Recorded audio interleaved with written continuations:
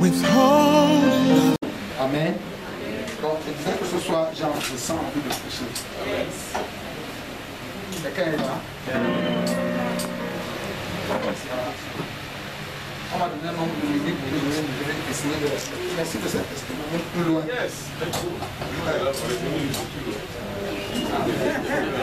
Alléluia. Amen. Alors, je voudrais qu'on salue très chaleureusement Pasteur Valérie et son épouse. Amen. On peut les appuyer. Grâce à eux que nous sommes là. C'était le dernier jour que quand je vois Valérie, quand je le vois servir Dieu, quand j'ai eu l'occasion de parcourir le livre qui va nous présenter ce soir, j'ai dit que c'est vraiment mon fils. Yes. La passion et le zèle qu'il a pour l'évangile et pour la maison de Dieu, surtout pour l'évangile vrai. Yes. Tu sais qu'il est né de bonnes entrailles. Amen. Et je bénis Dieu pour ça. Alléluia. Et je voudrais te dire à toi et à ton épouse, faire le choix que nous avons fait de nous tenir dans la vérité et de prêcher l'évangile sans le tordre et un choix extrêmement difficile. Vous savez, beaucoup de pasteurs préfèrent verser dans l'évangile facile. On fait le show, on fait le théâtre, ça donne l'argent, ça donne la popularité, mais ça éloigne de Dieu. Et je voudrais vous encourager à rester sur ce sentier. C'est un sentier difficile. Je vous parle par expérience. C'est un sentier difficile, mais c'est un sentier glorieux, hautement glorieux. Amen. Et je disais à maman Périn hier, si c'était à refaire, on referait la même chose 1000 fois. Amen. Amen. Ça aussi c'est un culte raisonnable. Nous sommes engagés. Regarde. Je disais, je ne sais pas qui je disais. Je dis, écoute-moi, on peut prêcher ce que les gens prêchent là dehors. Dis, on vend l'eau, on vend l'huile, on vend le piment, on vend les arachides, on vend les mouchoirs, les cailloux. Ça grandit l'église, le pasteur est grand, il a une grosse voiture. On peut faire ça.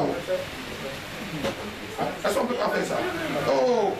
Écoute-moi, on peut faire que les gens viennent à l'église, on impose, mais ils tombent, ils tournent, ils tombent, ils se réveillent, ils tombent, encore ils tombent. On peut faire ça et ça draine les fous. Et chasser les démons du matin, à midi, le soir, le lendemain, il refait ça 6 mois, 1 an. Encore qu'à un moment, on a fait aussi. Oui, mais le culte, à un moment donné, on a dit qu'il faut choisir. Ça, c'était le ton commun. On a fait ça, c'était le ton commun. Après, on a trouvé la... Quand tu as trouvé la voie, il est dedans. Amen. Amen. Et la voie dans laquelle nous sommes, même si ça nous coûte tout ce qu'on a, on n'a pas peur. Amen. Donc je vous engage devant Dieu et devant l'Église. Restez fidèles. Restez fidèles au Seigneur. Ne tordez pas le message. Vous n'êtes pas, écoute-moi, Pasteur Valérie, tu n'es pas un grand homme de Dieu parce que tu es une grande église. Non. Dieu merci pour la grande église. Vraiment, ne comprenez pas mal ce que je dis. Dieu merci. Un jour, quand ce sera 20 000, 50 000, il faut rester intègre. Amen. Prêcher sans regarder les visages des gens. Dire ce que Dieu dit sans remuer la langue beaucoup de fois en cherchant les bons mots pour qu'ils ne se fâchent pas. Souvent il faut prêcher pour qu'ils se fâchent. Amen. Un bon pasteur, c'est aussi quelqu'un qui prêche et les gens sortent de l'église en se demandant est-ce qu'ils doivent revenir dans pas demain. Oh oh. C'est pas vrai. Oui, ça aussi c'est le bon pasteur. Jésus, regarde, j'ai un message que j'ai intitulé l'intentionnalité de Jésus. Jésus était un pasteur intentionnel. Quand il ne disait pas les choses au hasard, il disait chaque chose pour atteindre un but. Dans Jean chapitre 6, il a nourri la foule. Il y avait 5 000 ou 6 000 hommes, sans compter leurs femmes et leurs enfants. 5 000 sans compter les femmes et leurs enfants. Les théologiens pensent qu'il y avait près de 20 000 personnes. Et quand il a fini de les nourrir, ils ont décidé de faire de lui leur roi. Jésus a dit, ok, vous voulez que je sois votre roi, asseyez que je vous explique ce que ça signifie. Et il a prêché un de ses plus longs sermons, Jean chapitre 6. Jean 6 là, fait 84 jours de versets. C'est un des plus longs chapitres du Nouveau Testament. Et Jésus prêchait et les gens quittaient l'église. Il prêchait et les gens sortaient et il ne prêchait pas les yeux fermés.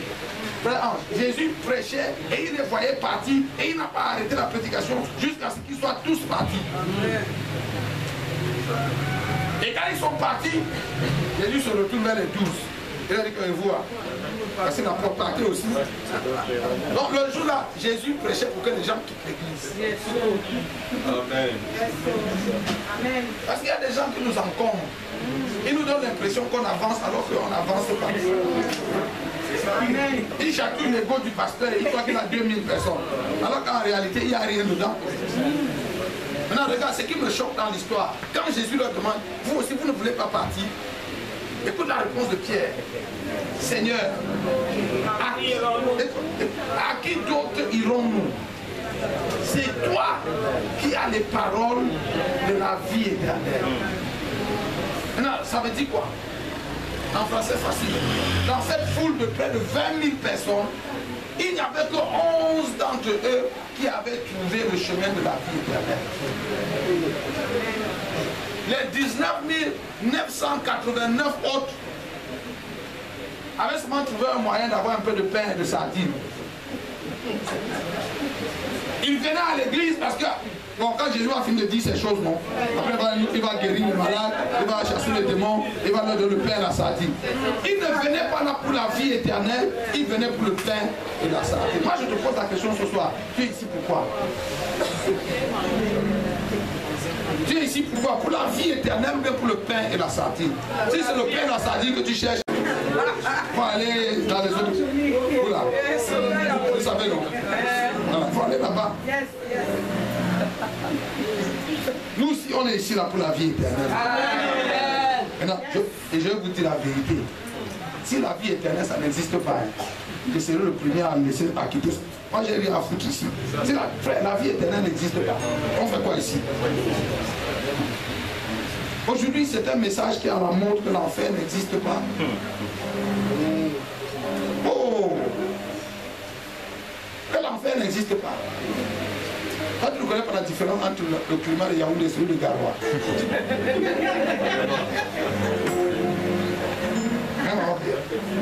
Si on t'envoie à Garoua en mars, avril, maintenant on n'a pas à Garoua. Tu vas savoir, on ne va même pas te prêcher d'enfer, toi-même tu sais.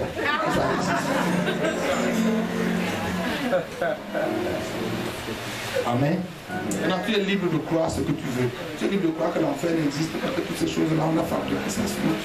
Regarde, quand j'étais plus jeune, j'étais en classe de 6e, 5e, quand on a commencé à parler du sida, 6e, c'était 1985-86. J'étais en 6e, 5e, entre 85 et 86. Et on commençait à venir nous sensibiliser au lycée sur le sida, faites attention. Moi en 6e, j'étais tout petit, hein. Peut-être 10 ou 11 ans en 6e. 11 ans, 11, 12 ans en 6e.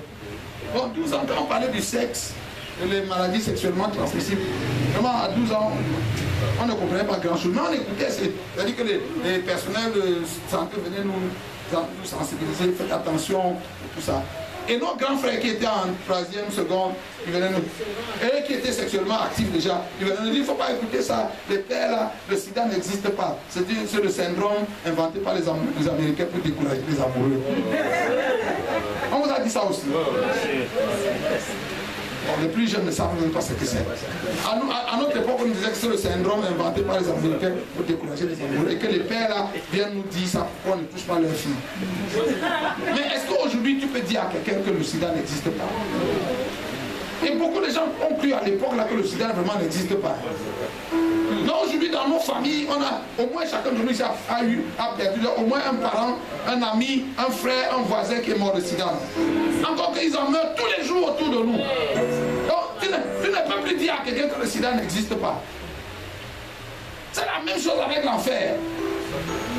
Il y a des pasteurs qui vous trompent, ils vous disent oh l'enfer n'existe, il ne faut pas écouter la poignarde, donc ils prêchent comme si vraiment il fait peur aux gens. Et il vaut mieux que tu aies peur maintenant. Ah oui, si tu n'auras pas peur maintenant, tant pis pour toi. Amen. On peut vous dire que l'enfer n'existe pas. Dieu est trop bon pour envoyer les pécheurs en enfer. Ok. Moi-même, si c'était ça l'évangile, moi, c'est que je suis d'accord. Comme ça, chacun vit sa vie. Je disais à un pasteur hier, j'ai dit, mais regarde, il y a trop de belles femmes là dehors. Non? Pourquoi tu dois seulement être obligé de pousser une seule femme et être fidèle? Alors que tu as la possibilité d'avoir un 14. Non? Mais écoute-moi, c'est plus facile d'être un homme qui a 14 copines dehors. C'est ça être un homme normal. Être notre genre là, c'est ça qui est anormal. Il faut être fort pour être notre genre. Non? Oui, être un homme normal, c'est que tu pisses partout, tu vois, tu tires sur tout ce qui bouge. C'est ça être un homme normal. Donc il faut beaucoup d'efforts et de discipline pour être un homme anormal comme nous. Que non? Et c'est trop de contraintes. Donc si Dieu n'existe pas, le diable n'existe pas, l'enfer n'existe pas, le paradis n'existe pas. Nous tous on rentre au quartier et puis on vit notre vie tranquillement. On est. Non? Alors on se mélange. Enfin, je disais à ce pasteur, il a un cadre. Je dis que toi tu es un cadre. Pourquoi tu ne voles pas l'argent? Tous les Camerounais sont des voleurs, les directeurs là. Ils volent, ils font des fausses factures. C'est la corruption, la tricherie. Pourquoi toi tu ne fais pas ça si l'enfer n'existe pas? Mais si l'enfer n'existe pas, tu vois, tu n'as pas d'argent, tu voles aussi. Puis tu magouilles comme tout le monde, tu vas donner, ferme la bouche là. Non, c'est comme ça que tout le monde fait. C'est séduire. Regarde ton voisin, dis ne laisse pas séduire. Alléluia. Donc ce soir, je vais prêcher un message intitulé Une seule chose. Dis à ton voisin une seule chose.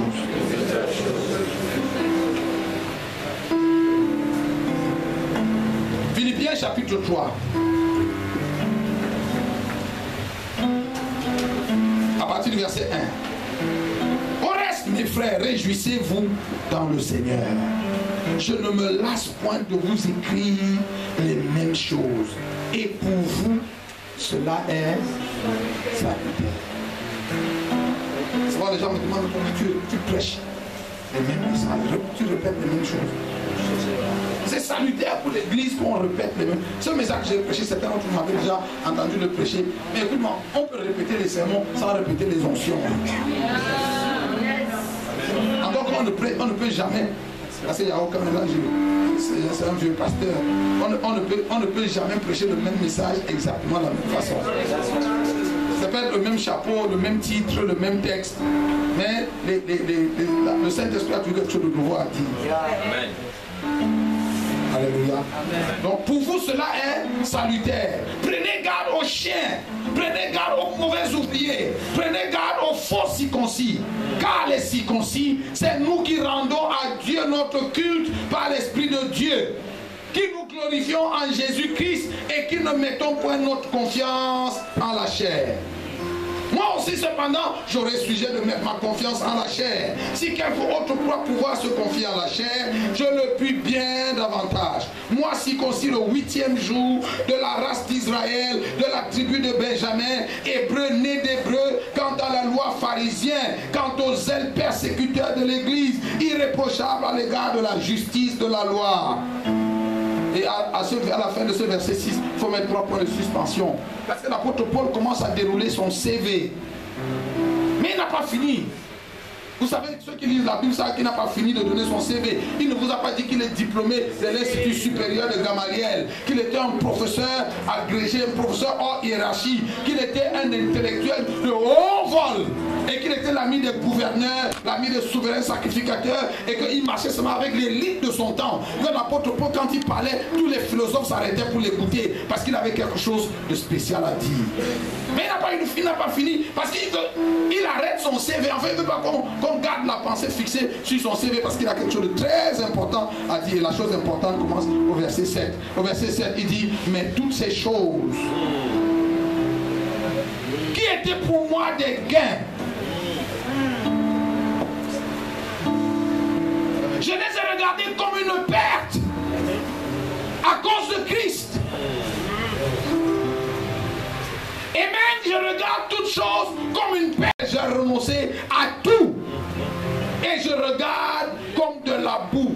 Et je les regarde comme de la boue afin de gagner Christ. Maintenant regarde, lui second, quand il traduisait ce texte, il a utilisé un mauvais mot. Parce que lui, ce gars était pudique. Il ne voulait pas utiliser un mot qui choque, qui fâche. Quand le mot qu'il a utilisé, bout là, c'est pas le bon mot. Il a utilisé un mot qui est un peu plus doux. Mais le vrai mot, dans sa traduction originale, c'est le produit du WC. Et si vous lisez en anglais, les Anglais sont plus directs. Les gars considèrent all as dung. C'est le WC. C'est les caca et les pipis mélangés. Aujourd'hui, le monde en général et l'Église en particulier et à notre honte se vendent des caca et des pipis mélangés. Est-ce qu'on peut baisser le piano là? Et même je regarde toutes choses comme une perte à cause de l'excellence de la connaissance de Jésus-Christ mon Seigneur, pour lequel j'ai renoncé à tout. Et je les regarde comme les caca et les pipis mélangés. Afin de gagner Christ. Maman, si tu n'arrives pas au niveau où ton argent, tes voitures, tes diplômes, tes relations et toutes ces grandes choses pour lesquelles les gens meurent sont à tes yeux seulement comme les caca et les pipis mélangés, tu n'es pas prêt de gagner Christ.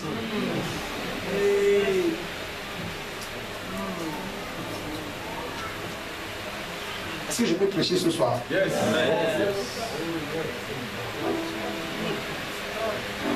Voici un grand professeur d'université qui un matin s'est levé, a pris tous ses diplômes et les a jetés au WC. Parce qu'il a trouvé un trésor plus grand. Mais l'Église aujourd'hui fait exactement l'inverse.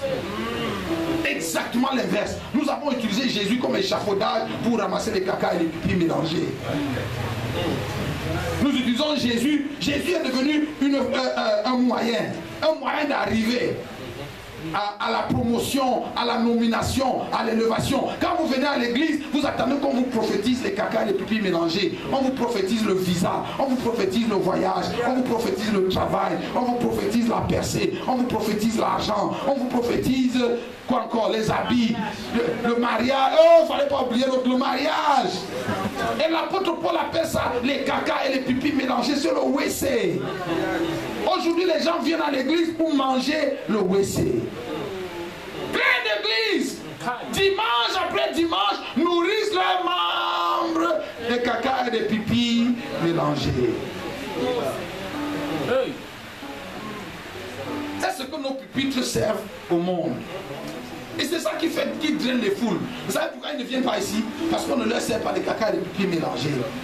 Si les gens savaient qu'ils viennent ici, parce que Valérie va prier pour avoir les visas, tous les Camerounais qui s'allient à l'ambassade de France tous les jours là, ils viendraient ici.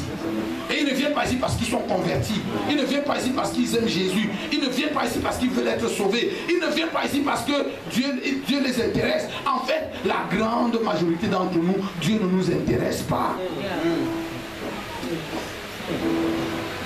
J'ai même envie de dire que beaucoup d'entre vous qui me regardez ce soir, Dieu ne vous intéresse pas.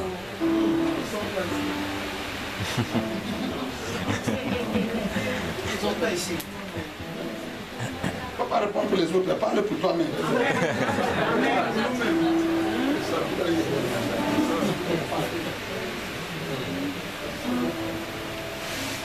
Et même je regarde toutes choses comme une perte. Toutes choses. Si pour Jésus, tu n'es pas prêt de tout perdre, tu n'as pas encore commencé. Hein? Amen. S'il y a encore des compartiments, des couloirs de ta vie que Jésus n'a pas le droit de toucher, oh frère, tu es encore dans l'équilibre. Maman Esther, merci pour m'avoir donné toutes ces peines. Tu sais, moi j'ai toujours eu ce problème, ce combat de il faut équilibrer. Les gens me disent, mais ton enseignement est trop extrémiste. J'ai dit qu'il faut laisser l'équilibre. Cette affaire d'équilibre, c'est pas biblique. Jésus a dit, tu aimeras le Seigneur de tout ton cœur. Il n'a pas dit, il faut équilibrer. Et j'ai aimé l'image, oh très belle image. L'équilibre entre le chaud et le froid, c'est le tiède. Et justement au sujet du tiède, la Bible s'est prononcée. Alors, certaines personnes m'ont dit, je me souviens, on était, je crois, à Marois. Quelqu'un a dit, quand on écoute la première, on a seulement envie de tout laisser pour aller prier. J'ai dit, oui, il faut tout laisser pour aller prier. Quand tu seras, regarde-moi, quand tu vas tout laisser pour aller prier là-bas, le Seigneur lui-même va choisir, va équilibrer. Mon rôle, c'est de vous amener à Dieu. Et quand je vous amène à Dieu, Dieu lui va équilibrer. Maintenant, arrête de prier, va travailler. C'est lui qui va équilibrer, ce n'est pas nous. Ou bien tu ne penses pas que le Saint-Esprit se préoccupe. Quand tu marches avec le Saint-Esprit, il va te dire, maintenant arrête de prier. Quelquefois, tu pries, tu as prié 8 heures, le Saint-Esprit lui-même te dit, arrête de prier, dors. La première fois où Jésus est venu dans notre chambre, nous étions au Congo, à Lubumbashi. On est rentré d'une conférence le soir, et on s'est lavé, on s'est préparé à dormir. Alors voilà qui rentre dans ma chambre. C'est pas, écoute-moi, Jésus, c'est pas une histoire qu'on a racontée. Pour beaucoup de gens, Jésus, ça peut être une de ces histoires que les Blancs ont racontées. Ils sont venus tromper les Noirs en Afrique pour prendre leurs diamants, leur or. Et tu ne crois ça que parce que tu ne l'as jamais vu. Le jour où tu vas le voir, tu vas savoir que c'est le livre, ce n'est pas un livre que les Blancs ont écrit. Jésus est entré dans notre chambre et il s'est assis là. Et nous sommes, j'étais assis au bord du lit. Mon épouse venait de se coucher. Maman Péa, la voici, elle est très belle. Elle m'accompagne partout. Ah oui, c'est un bonheur de la voir.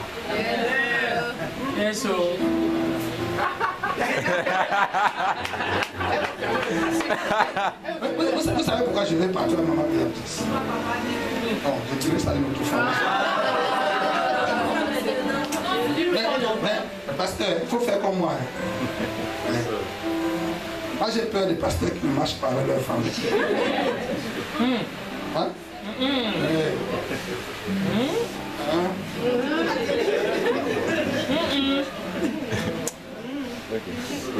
Donc, Jésus est entré et je me suis assis au bord du lit et il a commencé à me parler. Et puis il m'a dit, réveille ta femme.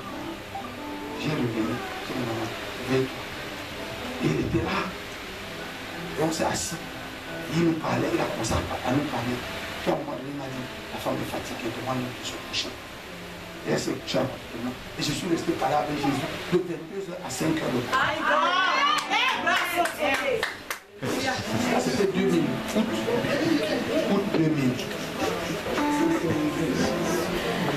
C'est la première fois que je l'ai vu.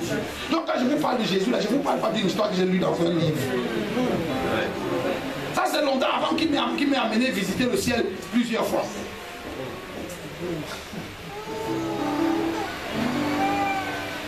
Amen. Donc l'équilibre, c'est lui qui équilibre. Il sait quand tu es fatigué. Quelquefois lui-même va te dire arrête de travailler, prends le congé. Mais notre rôle, c'est de vous pousser à Christ. Merci Esther. En fait, les gens qui veulent faire l'équilibre, c'est les charnels. Ils pensent que... Ils sont déjà... C'est les frères Étichus. C'est le frère Étichus. Étichus. Il vient à l'église. Alléluia. Il dit, moi aussi cependant, j'aurais sujet de mettre ma confiance en la chair. Si quelqu'un autre croit pouvoir se confier en la chair, je le puis bien. Non, attends, j'ai passé ça, non. Verset 8, verset 9. Et d'être trouvé en lui, non avec ma justice, celle qui vient de la loi, mais celle qui s'obtient par la foi en Christ. La justice qui vient de la foi par la qui vient de Dieu par la foi. Afin de connaître Christ et la puissance de sa résurrection et la communion de ses souffrances. Voilà les choses que Paul cherche. Numéro 1, je cherche à connaître Christ. Moi je te pose la question, qu'est-ce que tu cherches? Est-ce que connaître Christ ça t'intéresse? Tu sais pourquoi je sais que connaître Christ ne t'intéresse pas? Parce que ça t'ennuie quand on fait les programmes de prière. Quand on décrète le jeûne, tu voyages. J'essaie de dire qu'à partir de demain, toute l'âme de 10 jours de jeûne. Alors les gens m'ont dit que mais j'ai une mission là, je vais aller à Yaoundé, je vais revenir sinon. Connaître Christ n'intéresse plus l'Église. Mais si tu leur dis qu'il y aura une croisade, où il y aura plus de prophéties et de miracles et de délivrances, ils vont annuler les voyages importants pour venir. Paul dit afin de connaître Christ, la puissance de sa résurrection. Il ne s'arrête pas. Et la communion de ses souffrances. On vous a enseigné un faux évangile aujourd'hui qui vous dit que vous ne devez pas souffrir. Dieu ne veut pas que tu souffres. Si tu souffres, c'est qu'il y a un démon dans ta vie. C'est pour ça que vous allez vous faire des délivrances. Tu allais à vomir, il n'y a plus rien dans tes intestins. Tu continues de vomir.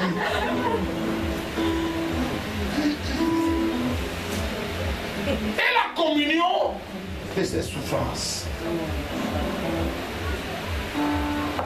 Regardez, l'affaire de l'évangile, il y a toujours une mesure de souffrance. Yes. Il faut arrêter les chants. Déjà, moi, je ne souffrirai jamais. Il faut arrêter ça, c'est pas vrai. Je ne manquerai de la life.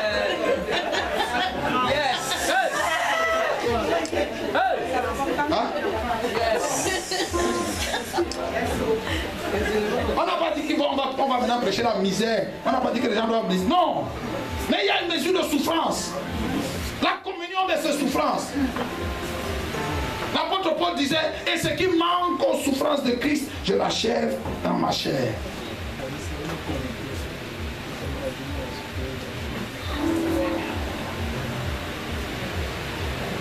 Amen. Donc toi tu ne veux pas souffrir. Tu habites seulement ici au commissariat. Mais tu manques de tubes parce qu'il pleuvait.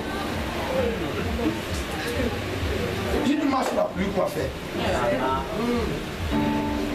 Hein? Tu vas venir à l'église à pied.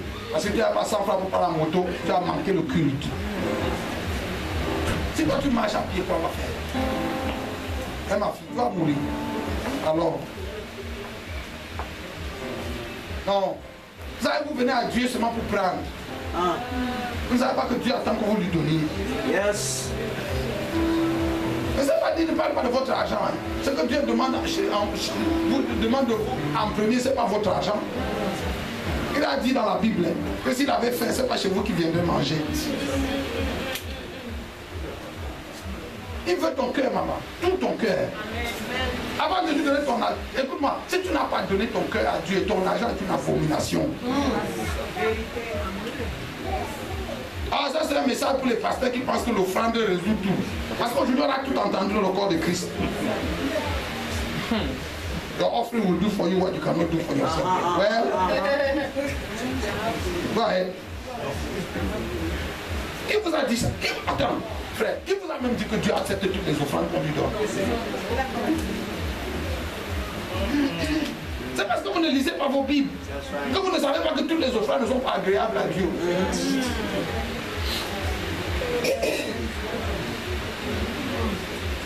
Pour vous les chante. Dieu ne siège pas au milieu de toutes les louanges. Oh, je parle comme ça, le président des chants est là. Est-ce que Dieu siège au milieu de toutes les louanges? Regarde, il y a un livre que j'ai lu ici. Je peux? Du gospel à l'évangile. C'est juste un titre. Tu crois qu'il parlait de l'anglais vers le français? Il ne parlait de l'anglais vers le français. Il y a des chants qui sont gospel, qui ne sont pas l'évangile. Yes. Yes. Parce que la chose qui est gospel, qui est évangile dedans, c'est d'abord l'esprit. Ce n'est pas les paroles. Donc si, comment on les appelle, toutes les stars de la musique camerounaise là, de 10, 11 petits pays, il peut chanter tous nos cantiques si ce n'est pas l'évangile. Il peut mettre tous les grands musiciens pour accompagner. C'est les paroles, il n'y a rien dedans. Dieu est esprit. Et ceux qui l'adorent doivent l'adorer comment? En esprit. D'abord en esprit. Amen. Ensuite en vérité. Alléluia. Amen. Et la communion, c'est souffrance. Donc, je disais que Dieu, écoute-moi, Dieu n'accepte pas toutes les offrandes. Certains d'entre vous, tout votre argent que vous mettez sinon ça calme seulement dans le panier ici. Dieu n'accepte pas.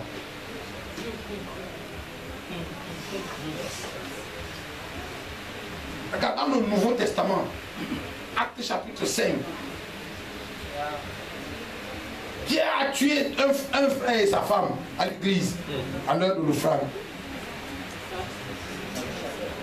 C'est vrai? Les frères Ananias et Saphira sont morts à l'église à l'heure de l'offrande. Pour leur argent qu'ils apportaient, on les a tués. Non? Comme si ça ne suffit pas. Le frère Simon, l'ex-magicien, parce qu'il était un ex. Quand le Saint-Esprit s'est manifesté à l'église et qu'il a vu les gens étaient remplis du Saint-Esprit, la puissance de Dieu se manifester, il allait prendre l'offrande de connexion, l'ambano. Tu vois quand on commence à... Non? Quand le culte devient chaud, là, les gens sortent l'argent et viennent se connecter. Simon allait prendre sa part d'argent quand il veut se connecter. Puis il dit, arrête ça! Que ton argent périsse avec toi. Homme de Dieu, ce n'est pas toutes les offrandes que tu vas accepter. En tant moment, un vrai homme de Dieu doit même faire l'exercice de toujours demander à Dieu s'il doit prendre les offrandes. Quand on vient te donner une offrande, il faut demander au Seigneur, est-ce que je dois prendre cette offrande ou pas? Écoute-moi, si tu fais l'exercice, beaucoup de fois les gens vont venir te donner et Dieu va te dire n'accepte pas ça. Sinon Élisée n'aurait pas refusé l'offrande de Naaman.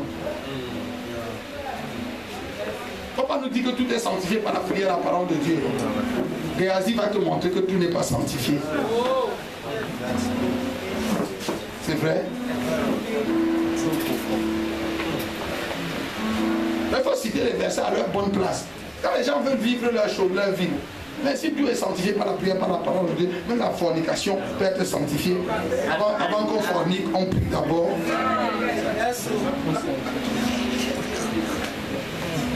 On était à une réception chez un ministre de la République. Et il allait, à l'honneur de l'apôtre qui est venu chez lui, il allait sortir un de ses grands vins. Il dit, bon, on va demander à l'apôtre. Je lui ai dit comment il n'ouvre pas.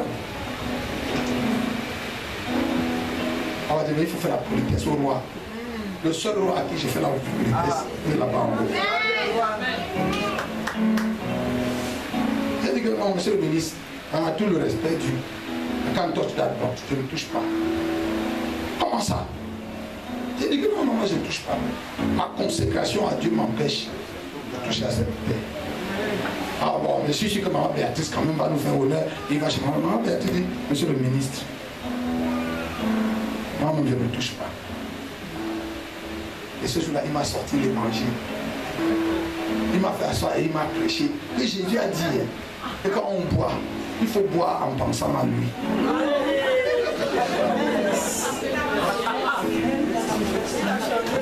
Que Jésus a dit, non, il a laissé l'histoire de changer l'eau en vin. Le jour, moi je n'avais jamais entendu ça. Jésus a dit, buvez ceci en souvenir de moi. Donc quand tu bois en pensant à Jésus, ce n'est pas le péché.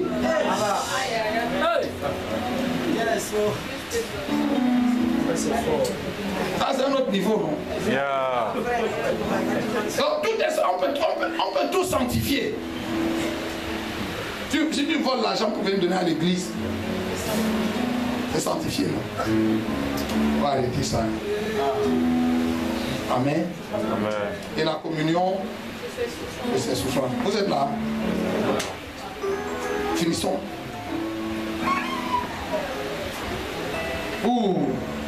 Et la communion de ses souffrances en devenant conforme à lui dans sa mort pour parvenir, si je puis, à la résurrection d'entre les morts. Ce n'est pas que j'ai déjà remporté le prix ou que j'ai déjà atteint la perfection, mais je cours pour tâcher de le saisir, puisque moi aussi j'ai été saisi par le Christ.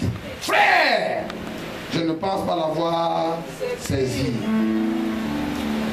mais je fais combien de choses? Tu sais le problème de ta marche avec Dieu. Tu sais pourquoi tu ne fais pas le progrès dans ta marche avec Dieu? Parce que tu fais 14 choses. Tu fais 18 choses. L'apôtre Paul a réussi à à concentrer toute son énergie et tous ses efforts à ne faire une seule chose. Ah, fini, lis le texte puis on va finir. Le message il est plus long que ça, mais je vais le couper ici. Je fais une chose, lisons ensemble la suite.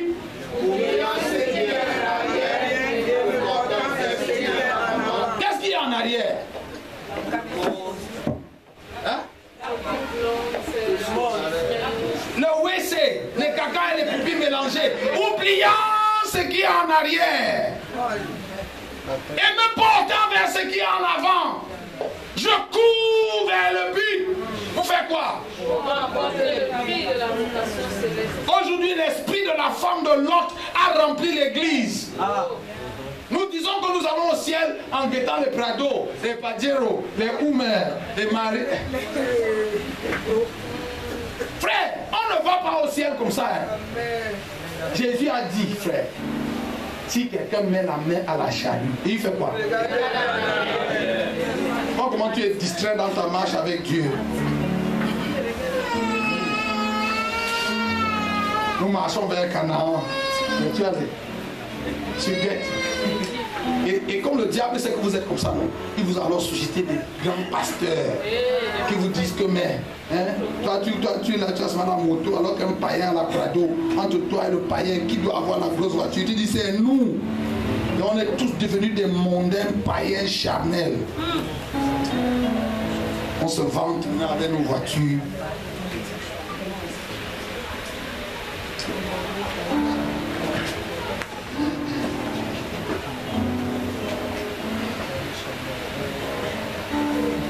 Je fais combien de choses? Une seule chose. Et la chose que je fais, c'est quoi? Oublier ce qui est en arrière. Aujourd'hui, je suis venu nous engager tous à faire une seule chose. Écoute-moi, maman. Si tu ne fais pas la chose là, tu n'es pas encore chrétien. La définition d'être chrétien, c'est pas être membre de Eden Life and Love, de l'église évangélique du Cameroun. Parce qu'au Cameroun, chrétien, c'est par opposition aux musulmans. Il faut laisser ça, c'est pas la définition de la Bible. Chrétien dans la Bible, c'est Galates chapitre 2, c'est 2. Galates 2, 20. Galates 2, 20. Ce n'est plus moi qui vis, c'est Christ qui vit en moi. Tant que tu es encore vivant et que c'est toi qui vis, non, tu n'es pas encore chrétien.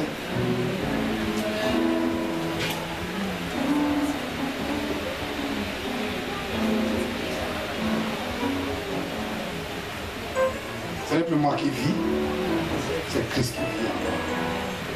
Tant que tu n'es pas arrivé au niveau où c'est Christ qui vit, tu es encore dans la débrouillardise, tu fais encore tes choses. Tu es seulement membre d'une église, soit 10 ans de réveil. À une époque, quand j'étais encore plus jeune, quand on était membre d'une église de réveil, c'était la première qu'on était vraiment sauvé. Aujourd'hui, non. Il faut faire attention. Parce que les églises de réveil sont devenues des grands WC. Pour les gens bien puiser les caca et les pipis tous les jours. En commençant par leurs évêques et leurs apôtres, et leurs pasteurs et leurs prophètes.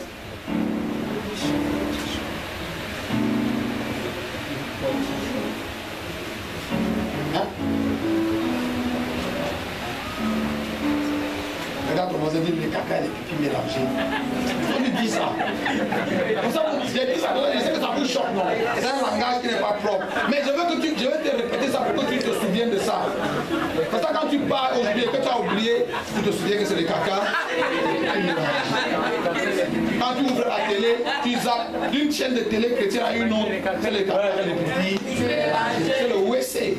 C'est les porcheries, c'est la cochonnerie. Ça sent mauvais. Quand Jésus voit ça, il ferme le nez. Tu vas voyager. Amen. Tu vas prospérer. Si tu dis Amen comme le tonnerre. Ça va dire chafaille. Il faut arrêter ça. Nous ne sommes pas au cirque. On n'est pas au théâtre. Nous parlons de la vie éternelle. Nous parlons de quoi? La vie éternelle. Tu sais que vous les chrétiens d'aujourd'hui, même les cadavres ne vous font pas peur. Yeah. Tu vas à une veillée, quand quelqu'un est mort, le corps est couché là, les gens dansent, on les farote. Il y a 3 semaines ou 1 mois, j'étais à une veillée. Pourquoi tu n'étais même pas avec moi le soir?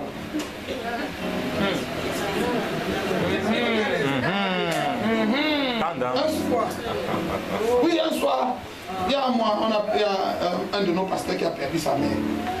Et j'ai dû aller à la veillée seul. On était malade, on était fatigué, puis on avait un truc. Moi, je n'étais pas bien parti, vraiment. Mais c'est seulement que l'apôtre ne peut pas ne pas être à la veillée. Donc on est venu me chercher, elle est restée, je suis parti. Je suis allé seulement pour faire acte de présence. Tu imagines le cadavre est couché. Je ne te parle pas que le cadavre n'est pas là. Si c'est même veillé sans corps, tu vas encore dire que bon, ils n'ont pas vu le cadavre. Le cadavre est couché là. Et on a fait venir un groupe d'artistes. Jésus m'a dragué. Jésus m'a... On le farotait. On farotait le gars. Il danse. Devant le cadavre. J'ai pris ma Bible, j'ai pris le gars. Bon, revoir. Restez là avec Jésus qui nous a dragué. C'est à ce point que nous sommes arrivés. Il n'y a plus rien du tout. Le sacré est devenu ordurier. La Bible dit que dans la maison de deuil, les sages s'asseyent et ils réfléchissent. Le gars chante, on le farote, après il arrête la musique, il arrête d'abord. Il dit, votre farotage là, vous pouvez faire mieux que ça. Au moins pour dire au revoir à la grand-mère. Jésus m'a dragué.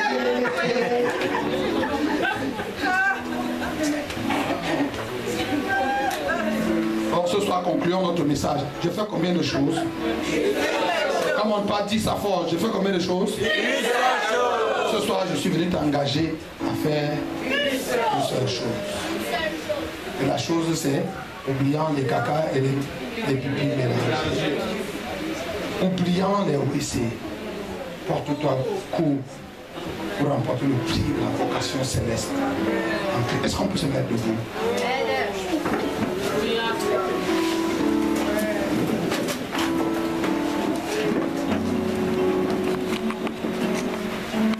Je désire ardemment, je voudrais